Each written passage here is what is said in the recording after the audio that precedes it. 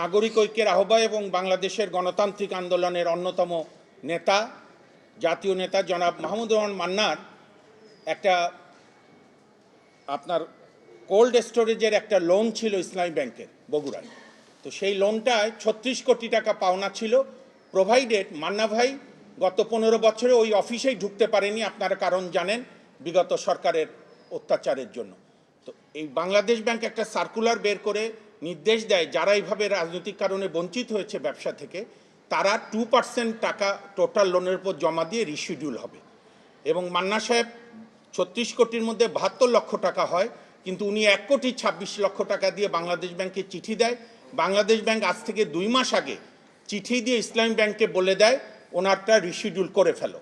ইসলামী bank করে না দেখে বাংলাদেশ ব্যাংকের সিদ্ধান্ত ইসলামী ব্যাংক মানে না, বাংলাদেশ ব্যাংক বাধ্য করতে পারে না বলে আমরা একটি রিট করি।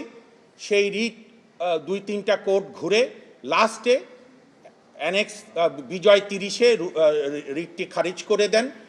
তার বিরুদ্ধে চেম্বার জজে আমরা আপিল করি এবং সেই আপিলে শুনানি করি। গতকালকে হয়, আজকেও হয়। ইসলামী ব্যাংকের কাছে ঋণ নেওয়ার কারণে মান্না সাহেব যে প্রতিষ্ঠানের পরিচালক ছিলেন সেই কোম্পানির এগেন্স্ট সেই কোম্পানি এবং মান্না সাহেবের নাম সিআইবিতে দেখানো হয়েছিল ঋণ খেলাপি হিসাবে।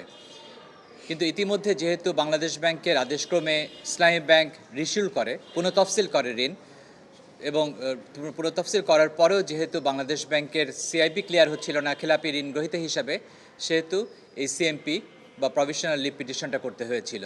এবং আজকে যে আদেশ হলো, এর ইতিমধ্যে ইসলামী ব্যাংকও রিশিডিউল করে দিয়েছে এবং বাংলাদেশ ব্যাংকের কাছে সিআইবি সংক্রান্ত ঋণখেলাপি হিসাবে না দেখানোর জন্য যেসব আনুষ্ঠানিকতা করতে হয় সেগুলো তারা করেছেন।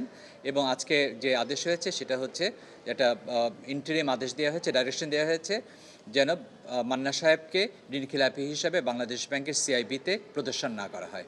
সুতরাং মান্না সাহেবের আগামী ইলেকশন, এই যে ইলেকশন আসছে, সেখানে তার প্রতিদ্বন্দ্বিতা করার ক্ষেত্রে কোনো প্রতিবদ্ধকতা নাই।